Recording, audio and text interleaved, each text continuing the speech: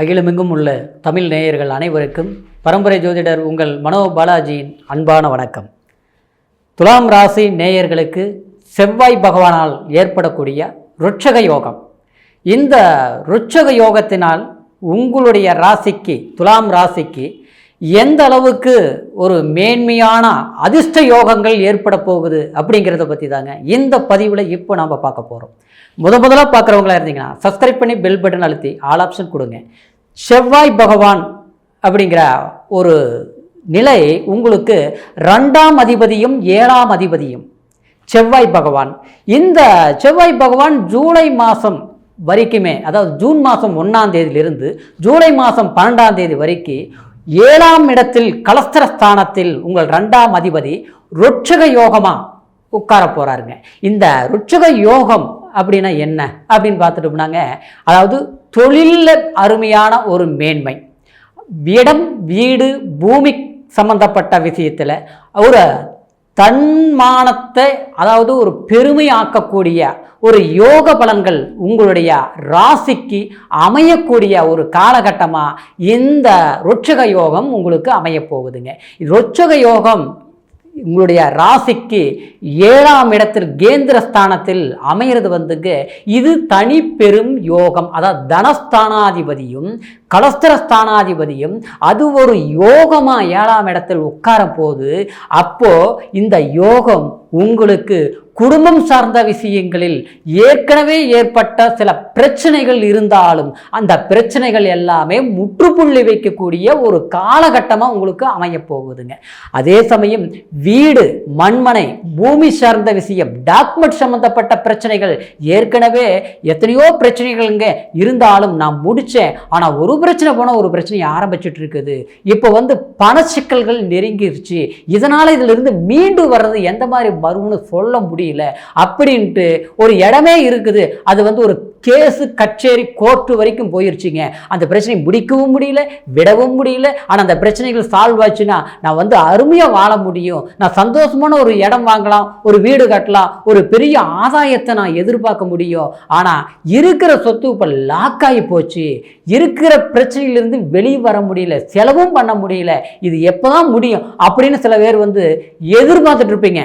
ஆனால் அந்த பிரச்சனைகள் முடியக்கூடிய காலம் இந்த செவ்வாய் பகவானால் ருட்சக யோகம் உங்களுக்கு சிக்கல்களை தீர்க்கக்கூடிய ஒரு காலகட்டமாக இருக்கும். அதே மாதிரி ஒரு மருத்துவம் சார்ந்த வேலையில் இருக்கக்கூடியவங்க, நல்லா படிச்சுட்டுங்க, நல்லா படிப்பு படித்து எல்லாம் முடிச்சு எதிர்பார்க்கக்கூடிய வேலை அமையலை, ஒரு வேலை கிடைச்சதுங்க, அந்த வேலையில் பிரச்சனையாக இருக்குது, நல்லா போயிட்டு இருந்த வேலையில் இப்போ பார்த்தோம்னா கூட இருக்கிறவங்களால குழப்பங்கள் ஆயிடுச்சு, மேல் அதிகாரினால தொல்லைகள் ஆயிடுச்சு. இப்போ அதனால் இந்த வேலையை நிம்மதி இழந்து நான் வேலை செஞ்சுட்டு இருக்கிறேன். சிலருக்கு பார்த்தோம்னா இருந்த வேலையே போச்சுங்க, வேலையே விட்டுட்டேன், இப்போ என்ன செய்யறதுன்னு தெரியல, தேடிட்டு இருக்கிறேன், ஆனால் வேலை அமையலை, என்னதான் பண்ணுறதுன்னு தெரியலைங்க. அடுத்த ஒரு முயற்சிகள் எடுக்கலாம்னா தன்னம்பிக்கை வரமாட்டேங்குது.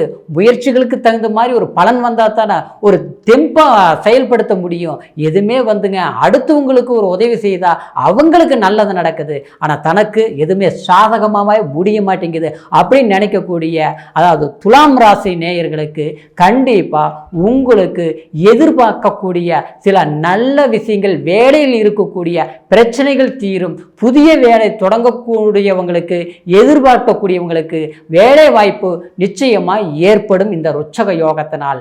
அதே சமயம் சிலருக்கு பார்த்தோம்னா வாழ்க்கையில், அதாவது எல்லாமே இருக்குது, வீடு இருக்குது, வாசல், சொந்த பந்தம் எல்லாமே இருக்குது, ஆனால் நல்ல ஒரு சம்பளமும் வாங்கிட்டு தான் இருக்கிறேங்க, ஆனால் ஒரு திருமணத்தை பண்ண முடிய மாட்டேங்குதுங்க.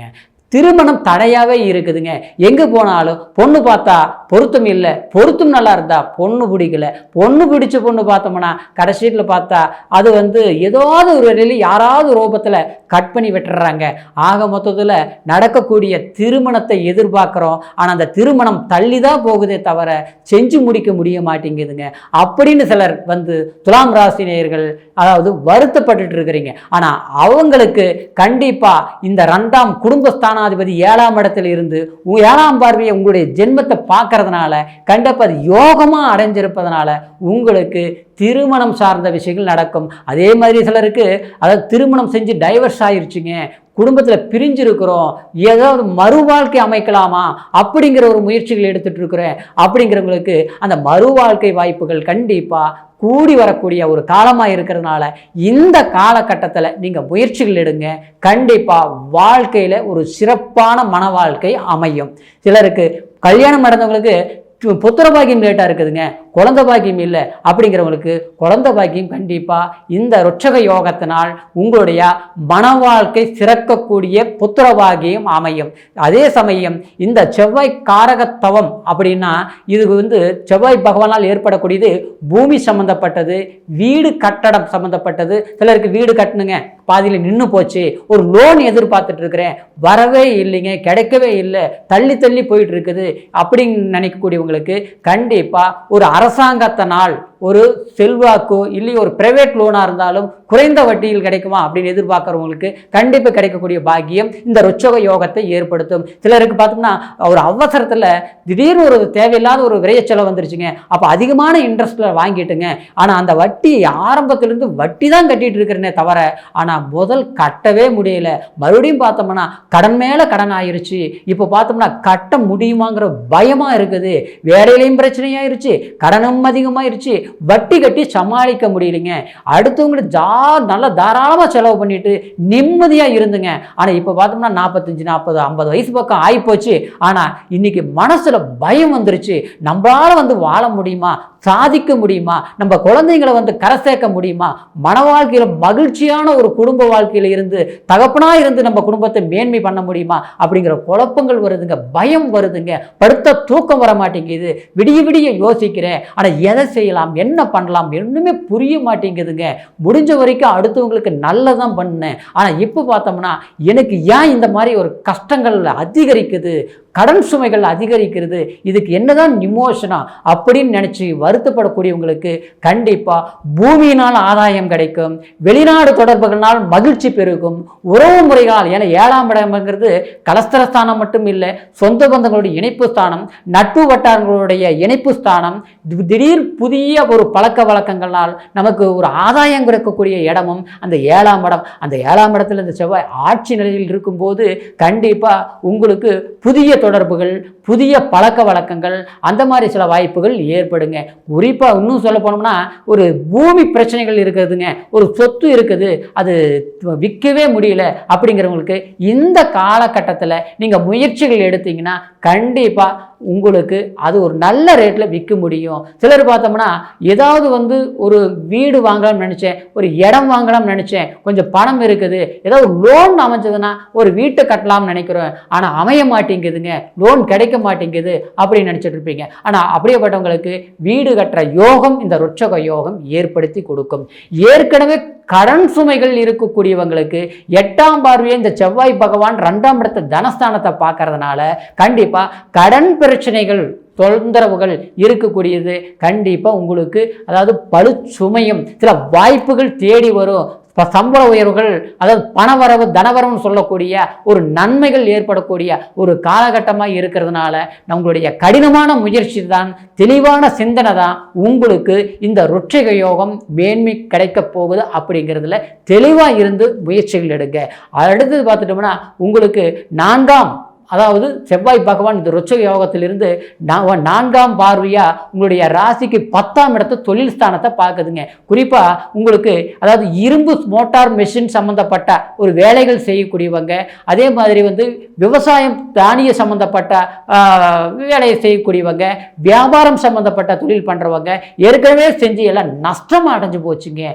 எல்லாமே முதல் போட்டேன், ஆரம்பத்தில் நல்லா தான் இருந்ததுங்க, போக போக பார்த்தோம்னா மொத்தமாக படுத்துருச்சு, இப்போ அந்த வேலையை செய்யவும் முடியல, செய்யாமல் இருக்கவும் முடியல, என்னதான் பண்ணுறதுன்னு தெரியலைங்க, ஏதோ புதுசாக ஒன்று தொடங்கலாமா அப்படின்னு மனசில் படுதுங்க, ஆனால் செய்யறதுக்கு பயமாக இருக்குதுங்க அப்படின்னு நினைக்கிறவங்களுக்கு கண்டிப்பாக தைரியமாக துணிஞ்சு புதிய முயற்சிகள் எடுங்க.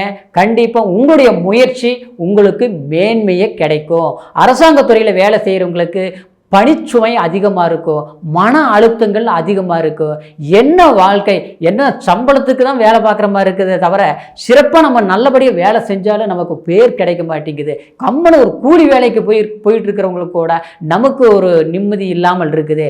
பார்க்குறவங்களுக்கு முன்னால் நல்லா இருக்குது, ஆனால் நமக்கு நல்லா இல்லையே, ஏன் இப்படியெல்லாம் ஒரு மன உளைச்சல்கள் வருது அப்படின்னு நினச்சி வருத்தப்படக்கூடியவங்களுக்கு ஒரு ப்ரொமோஷன் எதிர்பார்க்குறவங்களுக்கு ப்ரொமோஷன் கிடைக்கும். அதே மாதிரி வேலையில் பழுச்சுமைகள் குறையும். குடும்பம் மட்டும் கிடையாதுங்க, வேலையில் இருக்கக்கூடிய பிரச்சனைகளும் கண்டிப்பாக தீரக்கூடிய காலகட்டமாக இருக்கிறதுனால முயற்சிகள் பண்ணுங்க, வளர்ச்சி நிச்சயம் உங்களுக்கு உண்டு அப்படிங்கிற ஒரு நிலை அதாவது துலாம் ராசி நேயர்களுக்கு கண்டிப்பாக இருக்குதுங்க. அதனால் முயற்சிகள் எடுங்க, பலன் நல்லா இருக்கும். அடுத்தது பார்த்துட்டு போனால் உங்களுடைய பிறப்பு ஜனன ஜாதகத்தை ஒரு முறை பார்த்துக்குங்க. ஏன்னா இப்போ கோச்சார பலன் வச்சு தான் நம்ம சொல்லியிருக்கிறோம். இந்த கோச்சார பலன் உங்களுடைய லக்னம் என்ன தசா புத்தி நடக்குது, இந்த உங்களுடைய ஜனன ஜாதகத்தில் செவ்வாயோட பலம் என்ன அப்படிங்கிறத பொறுத்து கொஞ்சம் மாற்றங்கள் வர்றதுனால உங்களுடைய ஜாதகத்தை ஒரு முறை பார்த்துக்குங்க. நீங்கள் எங்கிட்ட பார்க்கணும்னு நினச்சிங்கன்னா கீழே இருக்கிற நம்பருக்கு ஃபோன் செய்து பிறந்த தேதி, பிறந்த நேரம், பிறந்த ஊர் மூணையும் தெரியப்படுத்தி முழுமையான பலன் பொறுமையான நேரத்தில் கேட்டு தெரிஞ்சுக்கிட்டு எதிர்வரக்கூடிய காலங்களில் எது செய்யலாம், எப்படி செய்யலாம்ங்கிறது